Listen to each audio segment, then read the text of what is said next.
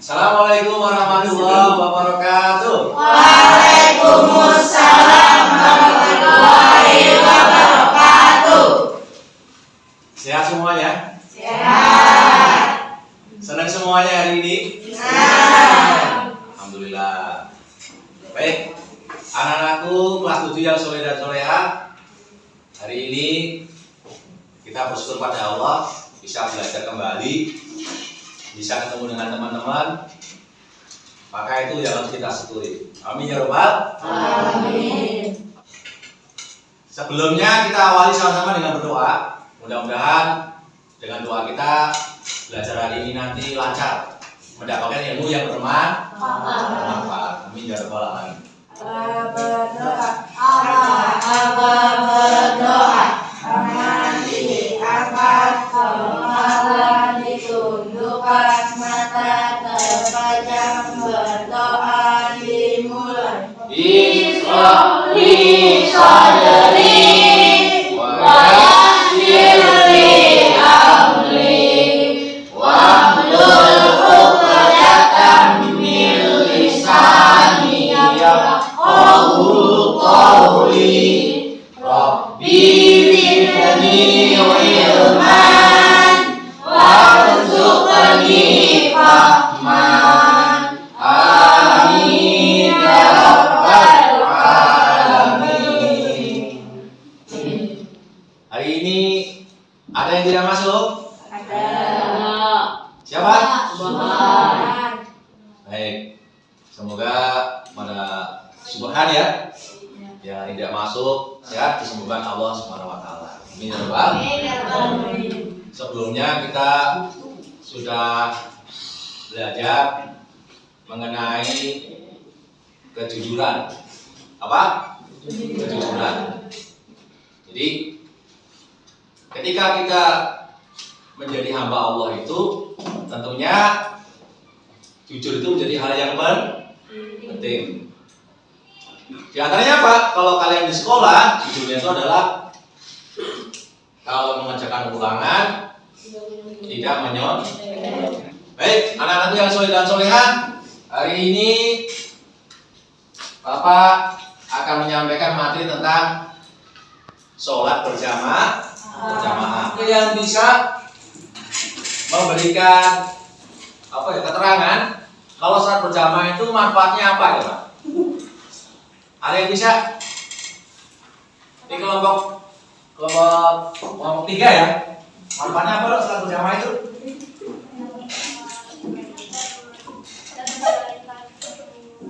Ayu tadi kelompok 3 menyampaikan ternyata sholat berjamaah itu salah satu manfaatnya adalah pertama mendapatkan pahala yang banyak dan menyambung tali silaturahim.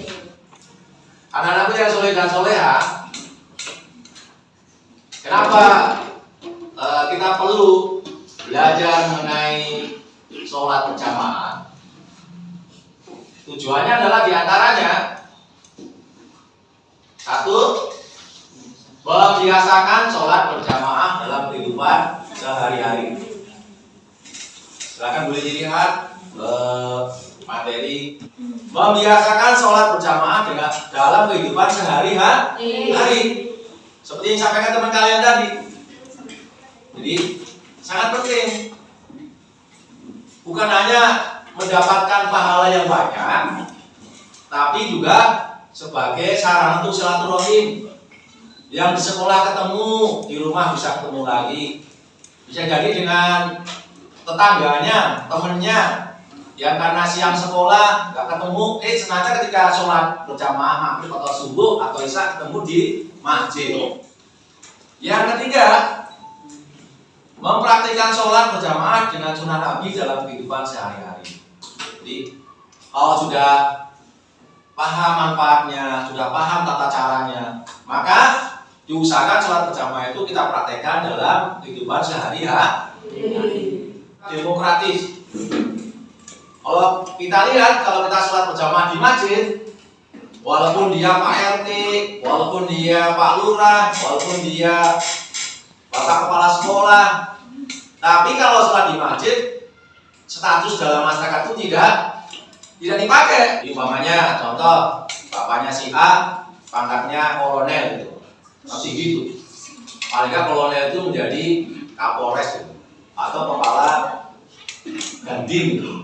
Kalau sholat berjamaah karena datangnya telat, ya sudah, sok depan udah diisi, jadi di belakang. Silakan, bisa baca artinya. Kalau boleh lihat depan nggak boleh?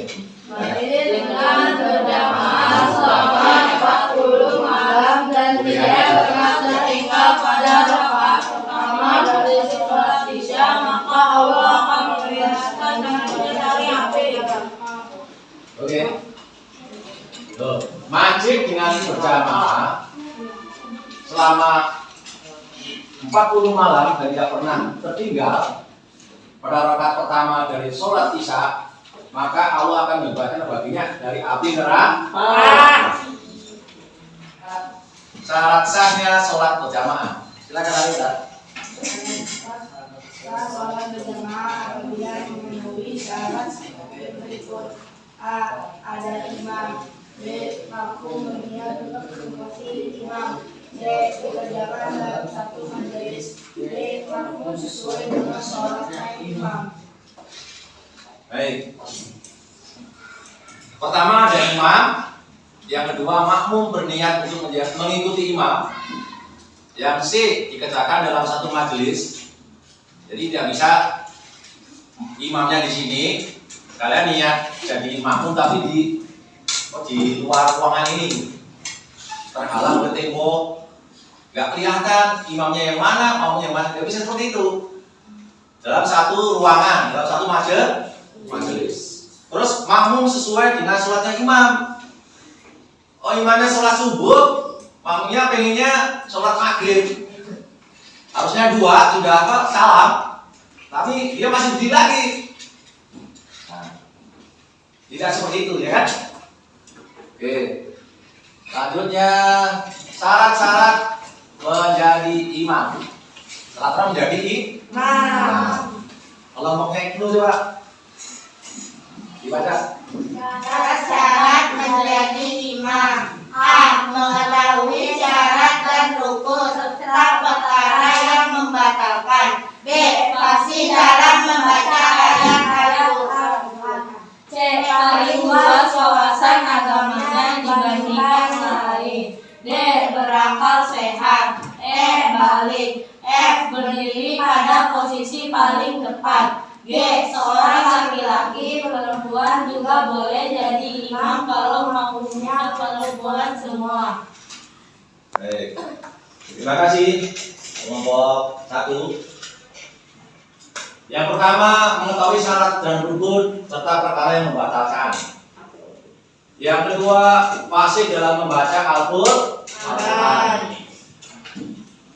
Yang ketiga, paling luas wawasan agamanya dibanding yang lain. Yang keempat, berakal sehat. Terkait ya, terkait. Yang E balik. Yang F berdiri pada posisi paling depan. Yang terakhir adalah seorang laki-laki, syaratnya adalah seorang laki-laki. Perempuan boleh jadi imam kalau makmumnya perempuan. Jadi syarat-syarat menjadi makmum, yang pertama memang niatnya menjadi mengikuti imam. Yang kedua, mengetahui gerakan sholat imam. Seperti tadi. Makanya kenapa harus satu majelis? Halo? Karena kalau terhalang tembok kan nggak tahu. Ya kan ya? Nggak tahu imam sudah rukuk belum, imam sudah sujud belum, nggak tahu. Posisinya di belakang imam. Di belakang imam. Hendaknya sholat makmum sesuai dengan sholat imam. Kita contohnya, kalau imamnya sholat subuh, makmumnya juga sholat subuh, tidak berbeda. Di sini yang pertama takbiratul ihramnya atau salamnya adalah dengan suara yang keras.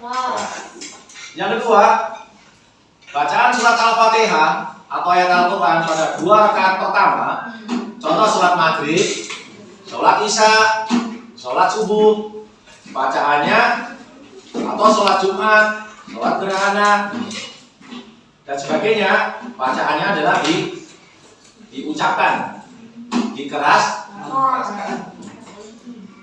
Terakhir, Bapak minta satu kelompok di depan untuk berdiskusi dengan temannya. Silakan. Waalaikumsalam warahmatullahi wabarakatuh.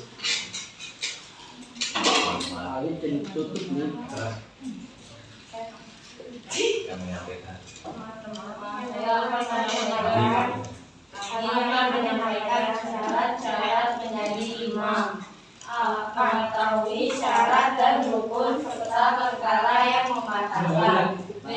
Fasih dalam membaca ayat Al-Quran. C. Paling luas wawasan agamanya dibanding yang lain. D. Berakal sehat. E. Balik. F. Berdiri pada posisi paling depan. G. Seorang laki-laki perempuan yang boleh jadi imam kalau makmumnya perempuan semua. Itu pertanyaannya adalah mengapa yang syarat menjadi imam itu harus yang paling luas wawasannya? Karena kalau sedikit, sholatnya berantakan. Ini menurut Pak ya, kalau ilmunya sedikit, sholatnya berantakan. Karena apa? Dengan banyak ilmu tadi kan tahu tuh ilmunya tentang rukunnya sholat, tentang sunahnya sholat, itu ya Pak ya. Ada nggak yang lain yang mau menambahkan? Coba silakan. Dengan wawasan agama yang agamanya yang luas, sholat kita akan menjadi sah dan tidak berantakan. Oke, baik. Terima kasih kelompok 1. Bapak minta ada yang mencontohkan kepada teman-temannya adalah sholat berjamaah.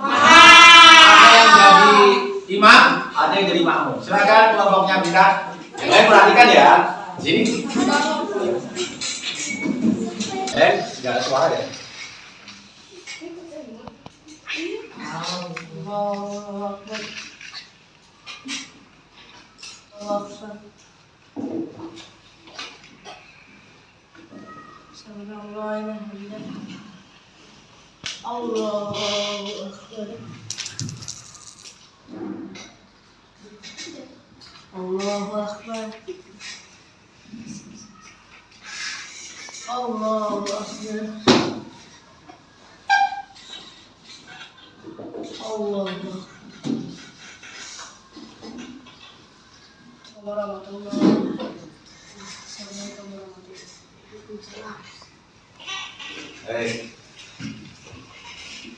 Tujuannya adalah ketika kita sholat berjamaah itu, tadi keutamaannya ditandadakan 27 jarak. Yang kalau amalan yang lainnya tidak setara dengan sholat berjamaah. Yang kedua, kalau kita rajin sholat berjamaah itu menguatkan tali silaturahmi. Subhanaka Allah.